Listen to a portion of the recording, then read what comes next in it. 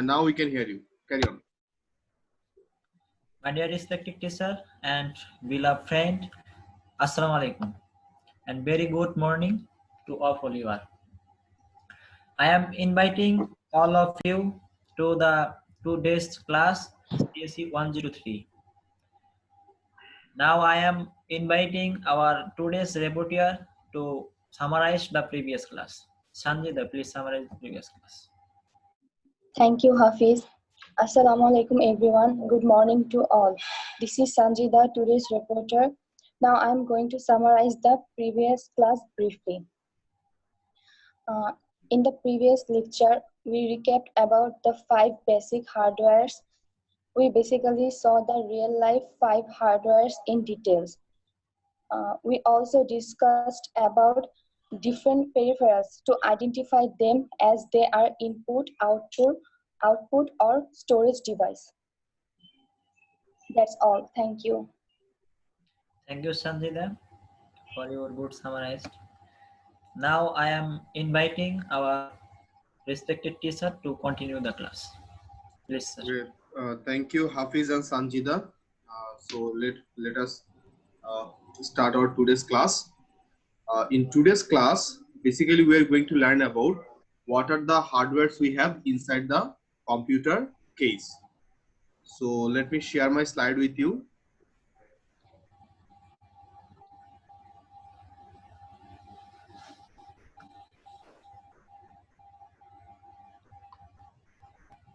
So now I think you can see, isn't it? Yes, My sir. slide. Can you see my slide on your screen? Yes, sir. Yes, sir. Yes, sir. So here you can see that the first component we have inside the computer casing is called motherboard. Okay, so motherboard is the first one. So in this way we are going to learn about some other hardwares like CPU, okay, then power supply unit, then RAM, random access memory, and at last hard drive or hard disk you can say. So in today's class, at first we are going to learn about these 5 hardwares, which hardwares are available inside the computer case. Okay, so let's start with this computer motherboard. Okay, Mim, can you read the slide?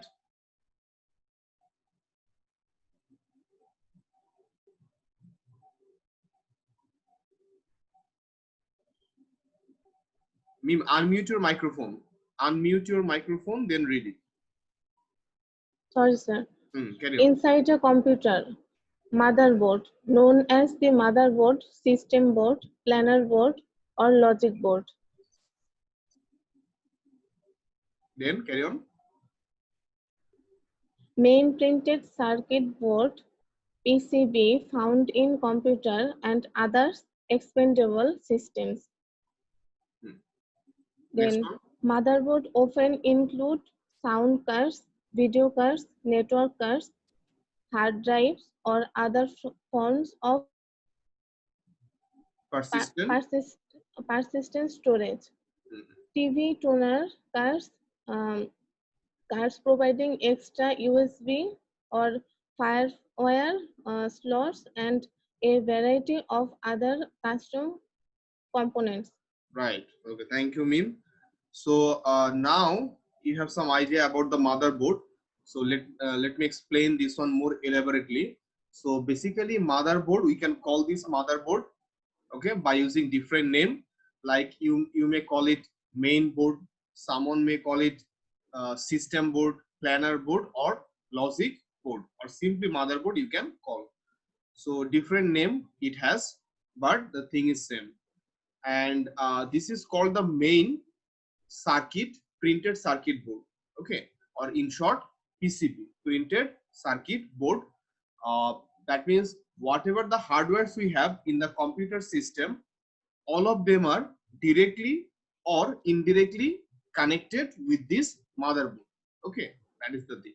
That's why this is called main printed circuit board. Then they're basically mentioning on the motherboard you are going to get number of expansion slots. Okay, on those slots you can add your TV card, graphics card, sound card, network card, or other devices. If you want to add, you can add those devices on the expansion slot or inside the expansion slot. That is the thing. So let me show you a picture of motherboard. Can you guys see the picture of motherboard? Yes, sir. All right. Yes, sir. So here you can see we have some expansion slot. These are the expansion slots we have. Okay, you can see number of expansion slot. We have RAM slot. Okay, so here you will get one. What should I say? This is the, I mean, not the full picture. You can see here. This is the portion where we can see heat sink. Okay, over it we have a cooling fan, and under it we have a microprocessor. Okay, then we have number of IC. You can see, okay, in different places we have number of IC on it. Okay, and you can see number of capacitor and other things. Okay, number you can see here one CMOS battery. Okay, that is the thing. Let me show you another picture, then you will be able to understand this one more clearly. I'm showing you another picture of motherboard.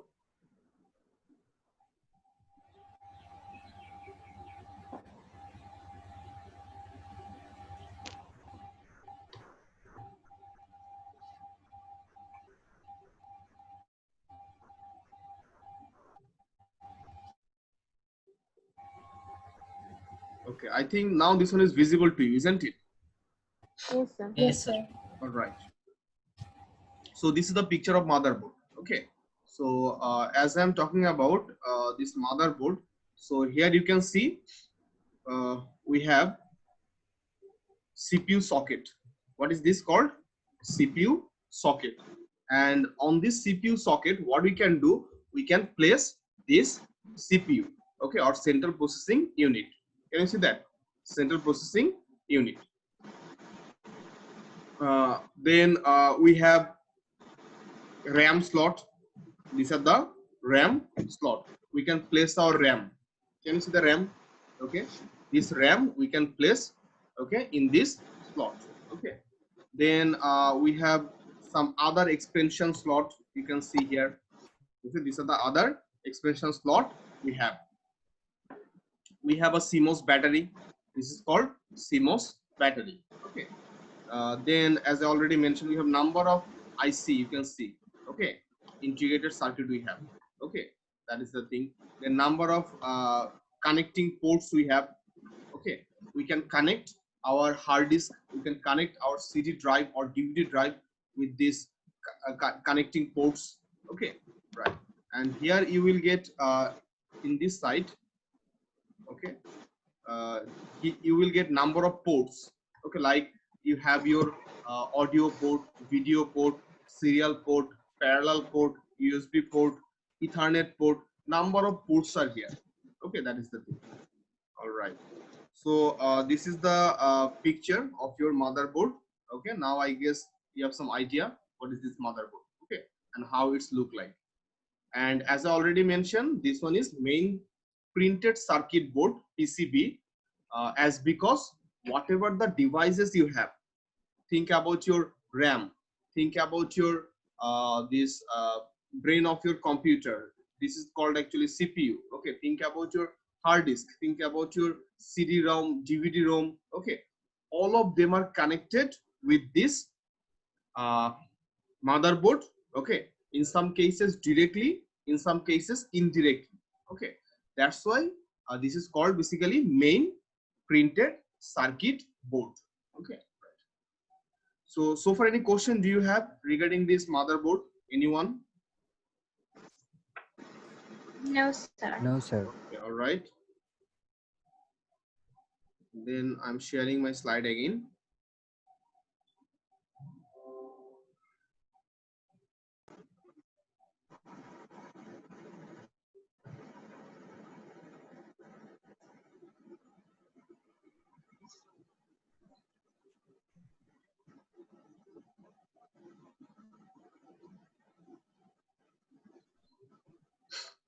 Okay, so this is your motherboard. Now the next one, CPU. CPU, as I already mentioned, can you guys see the CPU on my hand? Follow the Yes, sir. video. Yes, sir. All right. Yes, sir. So this is actually what? Small CPU, central processing unit. Sometimes we call it integrated circuit or IC. Sometimes we call it chip. Okay, chip. All right. So who is going to read it? Israt Jahan, can you read the slide? Israt, Yes, sir. please carry on. CPU or processor, central processing unit, also called processor or brain of the computer. Then whenever you press a key, click the mouse, or start an application, you are sending instructions to the CPU. The CPU fits into the motherboard's CPU socket, which is covered by the heatsink. A processor's speed is measured in megahertz, MHz, or millions of instructions per second, and gigahertz, GHz, or billion of instructions per second. Intel and AMD are manufacturer of CPU. All right. So as Sanjita already mentioned, you can call this small device, okay, by using different name. Like you can call it CPU or central processing unit. Simply you can call it processor, or you can also call it the brain of computer. Okay, like as a human being, we have a brain, okay, and this brain basically responsible, basically operating other organs in our body.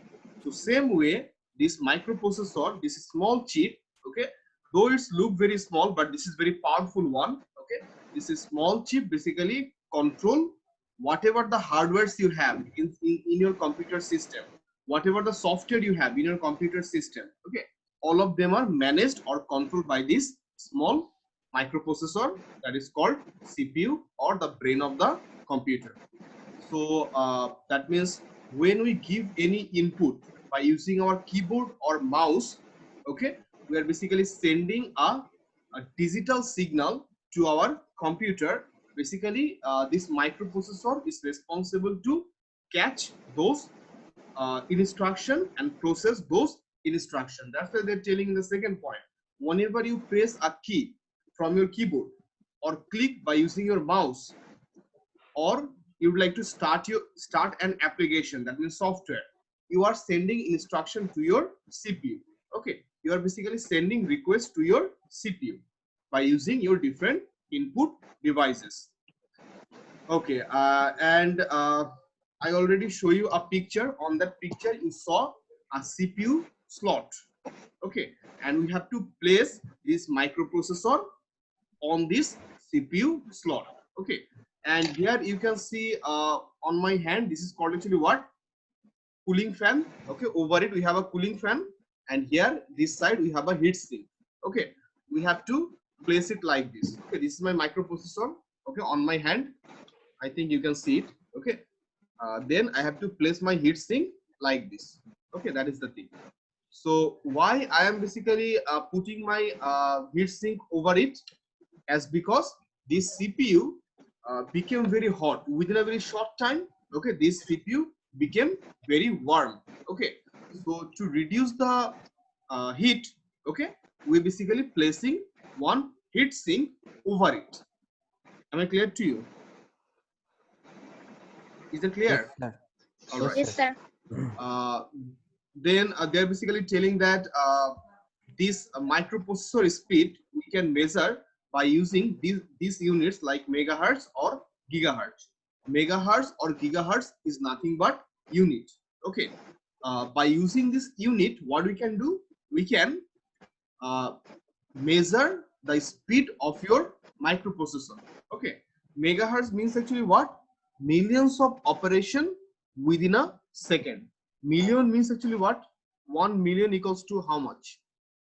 1 million. Do you know? Sir, 1 million equals to how much? 10 lakh. 10 lakhs, isn't it? Okay, right. yes, sir. 10 lakh equals to 1 million. That means you can easily understand, okay, how faster this one is, how powerful this one is. Okay, 10 lakhs operation within a second. But this 1 million or millions of instruction which microprocessor can perform. Those microprocessors are very old one. Those microprocessors are very old one. Nowadays, which microprocessors we have, they can perform billions of operation in a second. Okay, we have to measure that performance by using gigahertz. Nowadays, we are not measuring the performance of the speed of a microprocessor in gigahertz. We are basically what we are by using which unit we are measuring today's microprocessor's performance by using gigahertz, because they are more powerful than the previous one. Okay, and gigahertz means billions of operation in a second. Suppose on this microprocessor it's written, okay, it can perform the speed of this microprocessor is 3.06 gigahertz. 3.06 gigahertz is written over here. Okay, and the manufacturer of this microprocessor is Intel. Okay, Intel, ADM, they are the manufacturer of CPU. They basically produce CPU. Okay, so this microprocessor basically manufactured by Intel. Okay, right. So is that clear to you about the microprocessor? Any questions Yes, so sir. far? Yes, sir. All right, no question. Then the next point I would like to discuss about the power supply unit. Okay, so who is going to read it? Okay, Rezwana Tasnim, Naomi, can you read it? Yes, sir. Please carry on. Inside a computer. Hmm. Power supply unit. The power supply unit in a computer converts the power from the wall outlet to the type of power needed by the computer. It sends power through cables to the motherboard and other components. If you decide to open the computer case and take a look, make sure to unplug the computer first. All right. Okay. So in our previous class, inside the computer casing, I basically show you a power supply unit. So let me discuss what is the main role, okay, of the power supply unit in the computer system. You can see in the first point, okay, as Rezwana Tasnim mentioned, it basically play a role as converter. Okay, convert the power. So from the wall socket, we are getting 220 volt or 240 volt. In Bangladesh, basically from our home socket, we are basically getting 220 to 240 volt. Okay, usually 220. Okay, but inside your computer system, there are some hardwares which need only 5 volt, which need only 3 volt, which needs only 12 volts. Okay, so if we supply 220 volt to that hardware which need only 3 volts or 12 volts, what will happen? It might burn your hardware, isn't it? It might burn that hardware. It might destroy that hardware. So that's why what you need, we need to convert that power supply. Okay, that means I'm giving input 220 volt. My output I need different output. Like in some cases I need 3 volt as output. Sometimes I need 12 volt as output. Sometimes I need even -5 volt as output. Okay, so this power supply unit play a role as converter. As input, I am giving it 220 volt by using my power cable, power socket. Okay, and this power supply unit convert the very huge amount of volt, okay, into small amount of voltage. Like if one hardware need 2 volt or 3 volt, it is going to provide that hardware 3 volt. If any hardware need 12 volt, it is providing that hardware 12 volt, like that. It basically, in this way, it basically play role as converter. Okay, power supply unit, it is not going to provide power to the computer. It basically playing role as converter. Your power cord, through power cord, your computer is going to get power from the wall socket.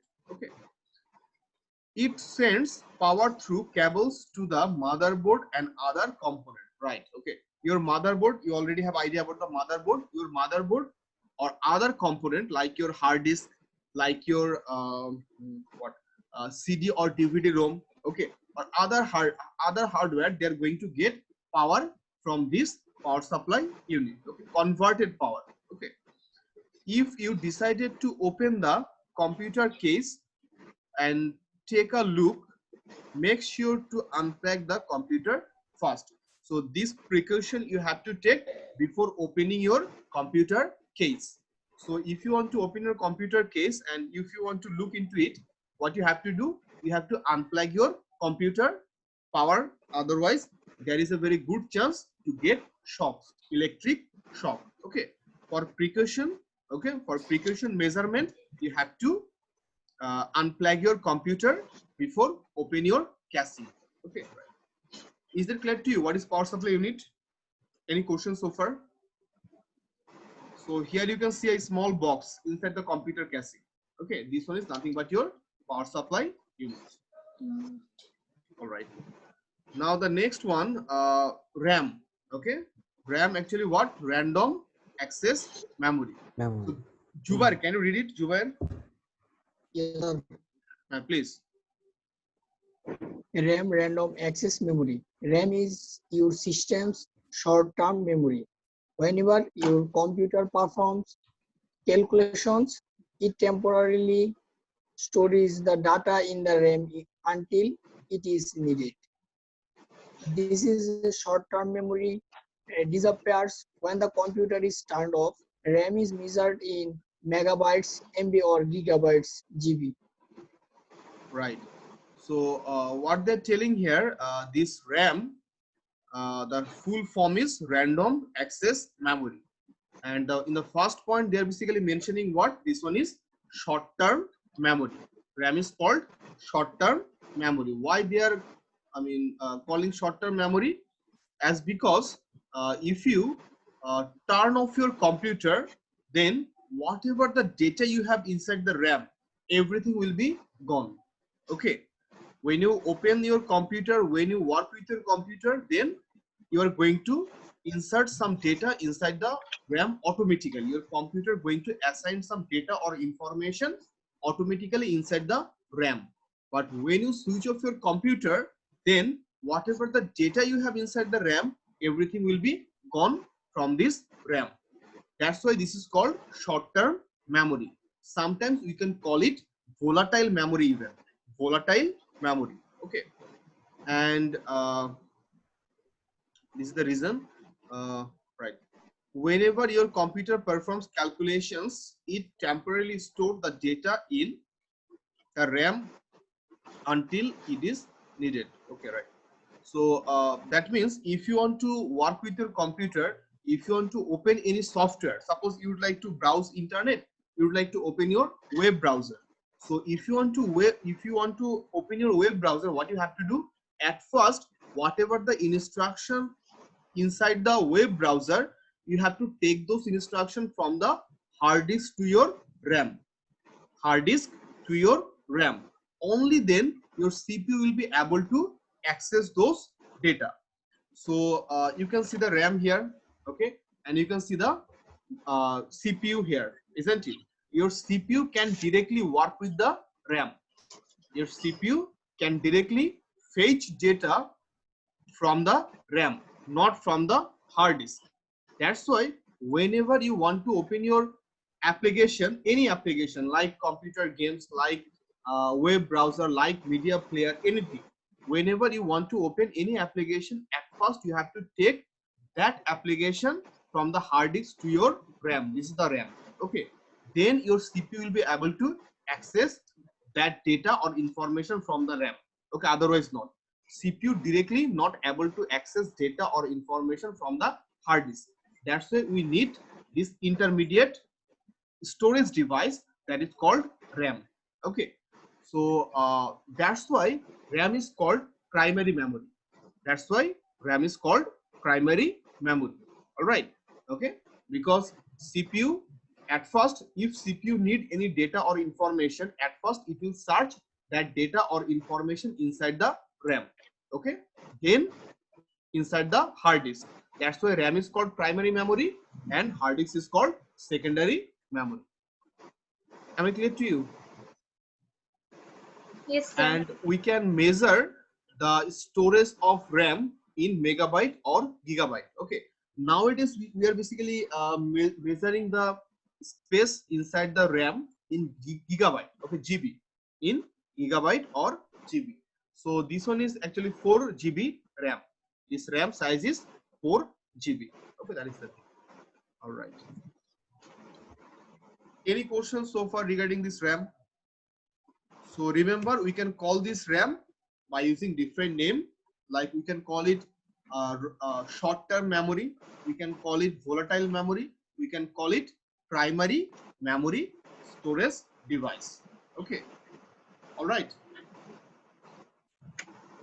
Can anyone tell me why this is called primary memory storage device? Why? I already mentioned. Can anyone repeat the thing? Why it is called primary memory storage device? Primary memory. Anyone? Sanjay, can you mention why this is called primary storage device? Unmute. Sanjita, unmute. Sanjita, can you hear me? You have to unmute your microphone.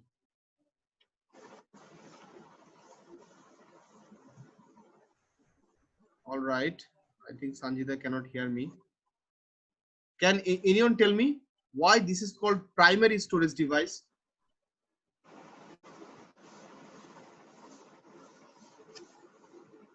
Anyone? Because when your CPU need any information, okay, to process, on that time it will search that data or information inside the RAM. Okay, that's why this is called, at first it is going to search that information inside the RAM.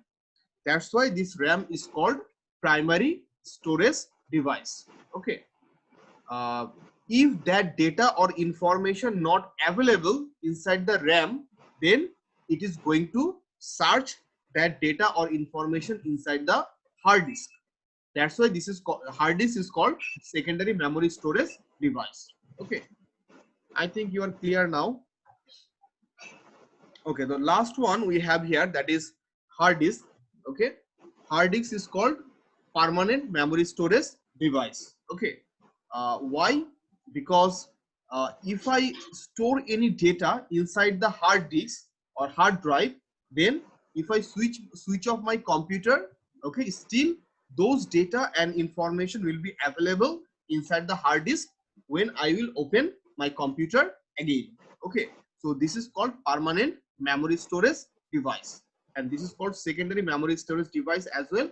So as you already know, when the data or information is not available inside the RAM, on that time your computer CPU is going to search that data or information inside the hard disk. That's why this is called secondary storage device. Okay, so inside this hard disk, okay, you will get number of disks.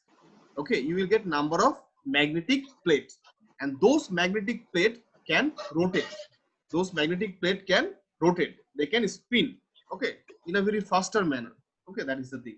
And on those magnetic plate we can store data in a permanent manner, so under this cover, you can see here the black cover. Under this cover we have number of plates, okay, inside the hard disk, like your CD disk or DVD disk. Okay, that type of plate we have inside this hard disk. Okay, and here you can see some circuit we have, okay, some ICs we have, okay, and in this point we have some plugs. Okay, this through this plug we can provide this hard disk power supply.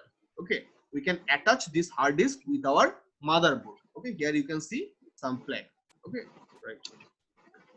Is that okay? Hard disk. Any questions so far? Anyone? Yes, sir. All right. So so far we discussed about motherboard, then CPU, then power supply unit, then random access memory, and hard disk or hard drive. Okay. Any questions so far? Anyone regarding this 5 hardware? No, sir. Everything is clear to you. All right. So these components are very sensitive. Okay. That's why we are basically placing these components inside the computer casing. Okay. Computer casing. Okay. So now I would like to discuss about some other hardwares which are related with your computer network. Okay. So to access computer, what do you need to access computer? So sorry, to access internet in your computer, what do you need?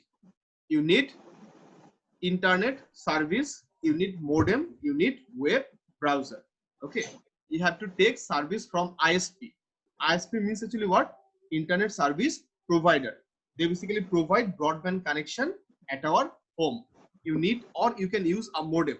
Okay, if you want to use Wi-Fi or modem internet, on that time you have to purchase a small device like pen drive. You have to use as modem. And to browse, to access the content from World Wide Web, you need web browser. So these 3 things you need to access your to connect your computer with internet. Okay. And they're basically mentioning which ISP providers are best. Okay, no need to go through this one, forget about this thing. Okay, now these are important things. Okay, now we're going to learn about 3 hardwares, okay, which we need for computer network. These are also called network gadget. Okay, networking gadget or networking gear. Okay, that is it. So modem is the first one. So do you guys have idea about modem? Anyone? What is modem? Do you have an idea? What is modem? Did you ever heard this term modem? Anyone? So can you hear me? I can hear you. My question is to you. Did you ever heard this term modem? Anyone? Yes, sir. Through modem, we can collect some data from one PC or one computer, and we can transfer that to other computers or Right. other hardware. Right, very good. So that means we can communicate with other computer. We can share our resources from one computer to another computer through this modem. Okay, and you can see the picture of modem. You can see the picture of modem here. Like a few years back, we saw some advertisement in the TV like Zoom Ultra modem. Okay, or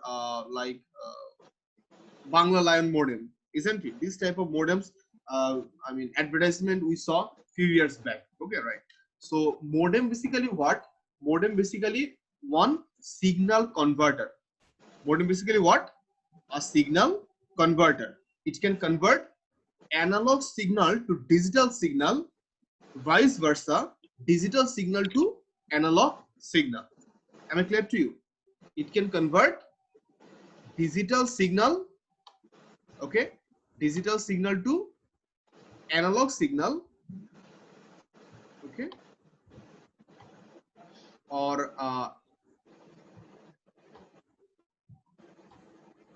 vice versa, analog signal to digital signal.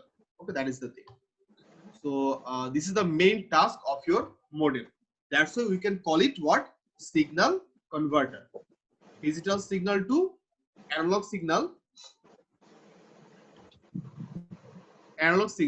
or analog signal to digital signal. Our computer work with which signal? Do you know? Our computer works with which signal? Digital or analog? Anyone? Any idea? Computer is digital device or analog device? Sir, Digital device. Then computer works with which signal? Digital Digital signal. signal. Right. It's very easy, isn't it? Digital signal, definitely. Computer works with digital signal. But digital signal, it has one limitation. What is the limitation? We cannot transmit digital signal. We cannot transfer digital signal from one computer to another computer. This is the limitation of digital signal. Now, how we are going to communicate with other signal? Suppose if I want to send an email to my friend, what I have to do? I have to compose an email first. I have to write down an email first, isn't it? By using my computer. Okay, so when I'm typing that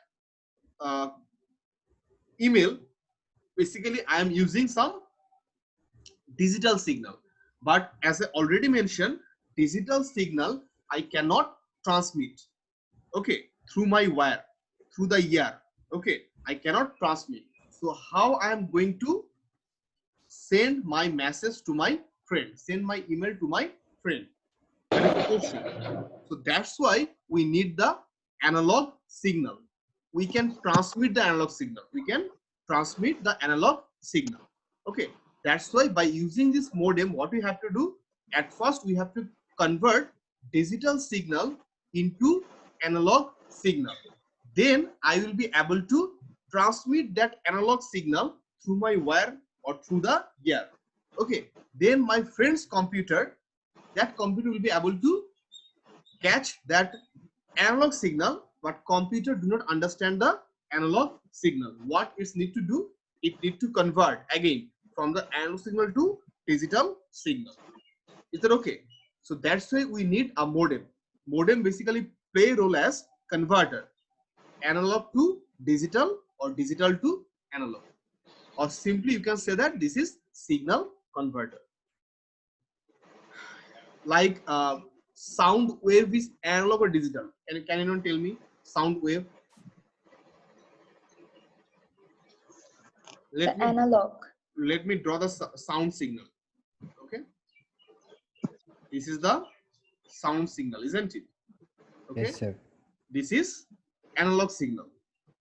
This is nothing but analog signal, and we can transmit analog signal, isn't it? You guys can hear my voice, isn't it? You guys can hear my voice. Okay, this is analog signal. Analog signal, I mean sound, we can transmit. Okay, but we cannot transmit the digital signal. Okay, right. So this is the digital signal. If you remember, this is the, I mean, structure of or the format of digital signal. Okay, that is the thing. All right, this is digital signal, and the previous one is analog signal. Okay, so we cannot transmit this digital signal. That's why we need to convert this digital signal into analog signal. Okay, again, our computer do not understand analog signal, so we need to convert that analog signal to the digital signal again. Okay, so who basically perform this task? Signal conversion. Who perform this task? Modem. This modem. Okay, this modem basically perform this task. What is the full form of modem? Modem is the short form. Modem is not the full form. What is the full form of modem? Modulator, demodulator. Demodulator. Modulator and demodulator. This is the full form of modem. Okay, this MOD. Okay, MO, this is the modulator. DEM, this is the demodulator. Okay, modulation means actually what? Modulation means actually what? Convert analog signal to digital signal. And demodulation means actually what? Digital to analog. Right. Okay. This one is actually what? Sorry. This one is actually modulation means digital to analog. Modulation means digital to analog. All right. Analog. Modulation means digital to analog. And demodulation means actually what? Analog. Analog to digital. Right. Analog to digital. Okay. This is the demodulation. So is that clear to you? What is modem? Okay. What basically it can do? Okay. Signal converter. All right. So I think now you have very basic idea about the modem. Okay. So let's move to the next one. Router. Okay, router, this is another networking gear or networking device, networking hardware, you can see here. Okay,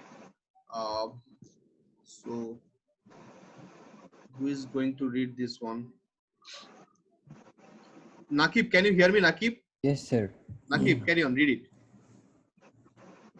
Hardware in computer networking. Hardware, so router. A router is a hardware device that Allows allows you Hmm. to connect several computers and other devices to a signal internet connections. Many routers are wireless. Most routers also act as a hardware firewall. Right, very good, thank you. So here you can see the picture of router. Okay, how many of you have router at your home? Do you have any router, anyone? Yes, Yes, sir. sir, I Yes, have. sir. Okay, all right. So now I guess some of you have very good idea about the hardware, sorry, about the router. Okay, about this hardware, you have idea. Okay, so basically the main thing is that by using this hardware, we can connect number of devices.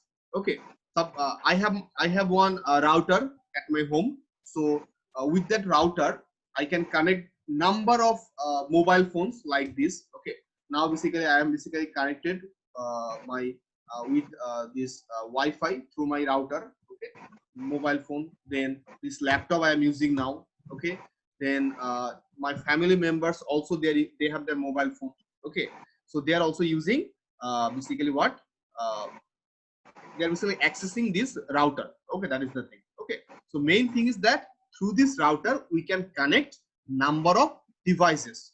We can provide internet facility Internet to number of connection. devices, internet connection to number of devices. All right, this is the main thing of router. Okay, and many routers are wireless. Okay, that is the thing. Okay, you will get wireless service. Then most router also act as hardware firewall. Do you have any idea about firewall, anyone? Did you ever heard this term firewall? Anyone, any idea firewall?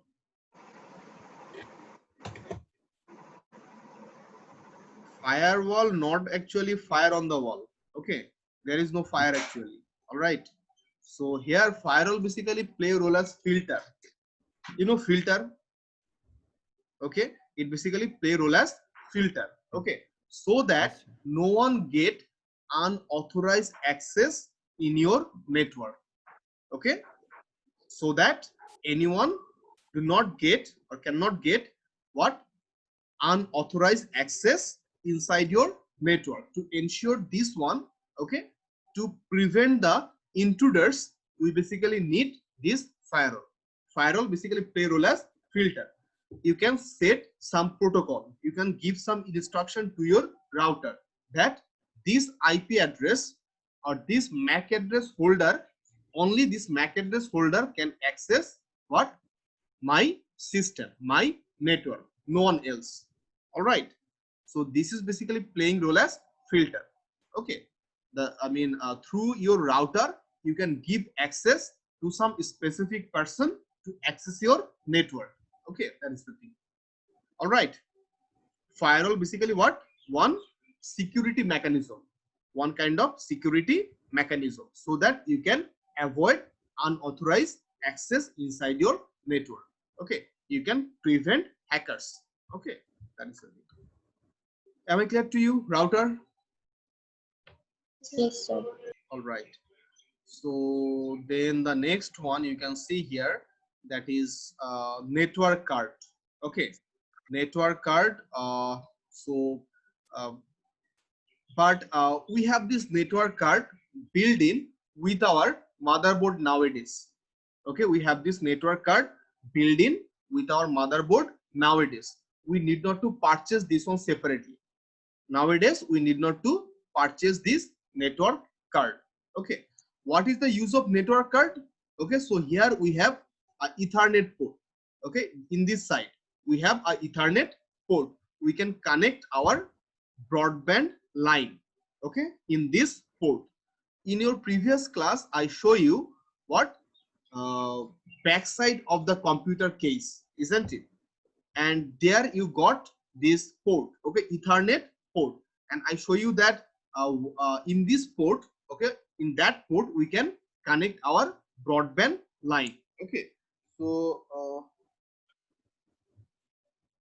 let me show you.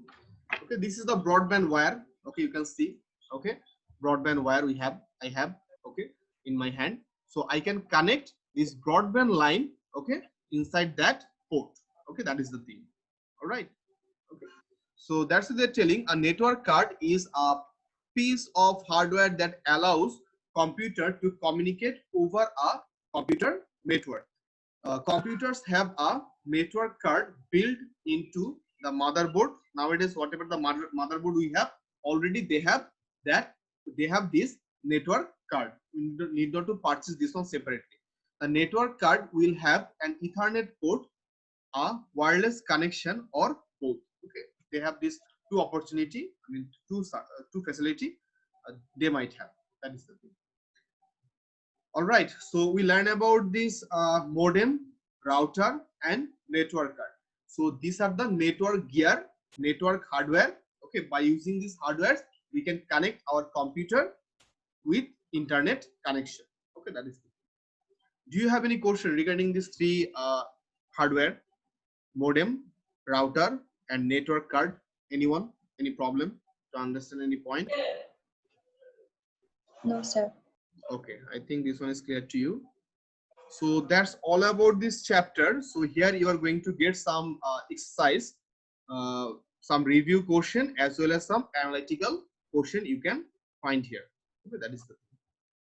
Okay, so go through these questions at your home and let me know if you have any problem regarding any question. Is that okay? Okay, sir. All right. So that's all about our chapter number 2. In our basically, let me show you what basically we learned inside this chapter. I'm going to review this chapter again. So at first here we learned what basic parts of computer, 5 basic hardwares.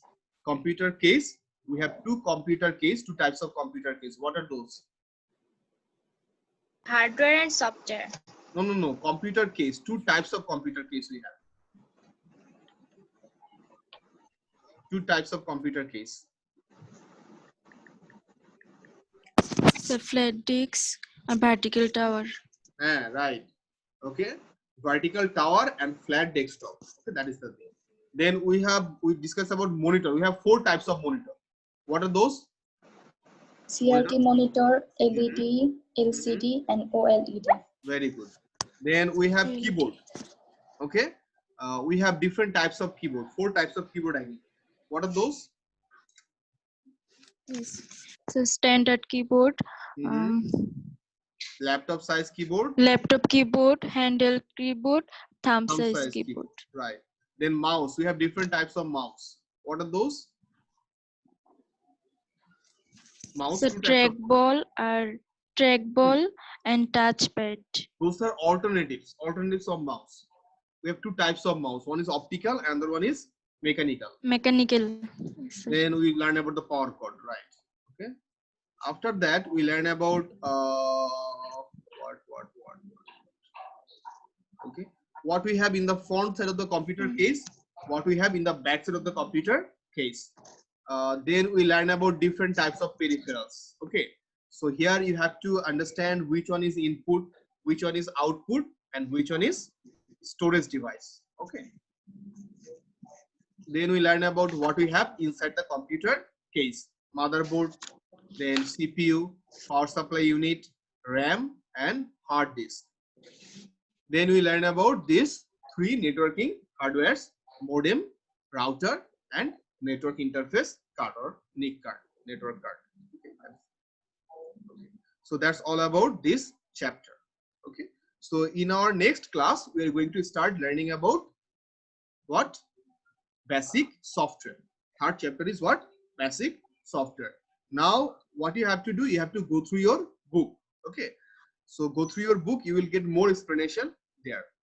In your first term examination, there will be how many chapters? I mentioned 3 chapters. Chapter 1, chapter 2, and chapter 3. Okay. This is the syllabus of your first term examination. Is that clear to you? Yes, sir. Yes, sir. All right. And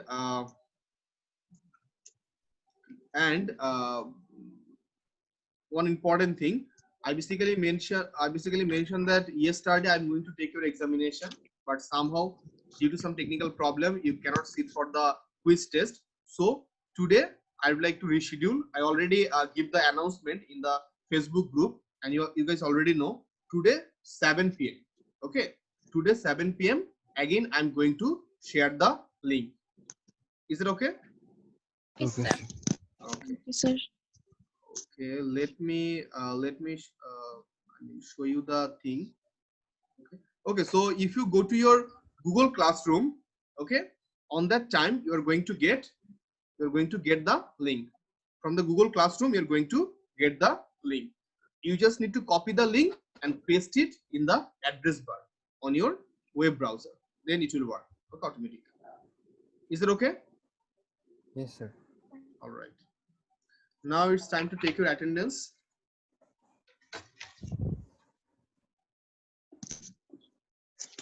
Shithila, are you present? Yes, sir.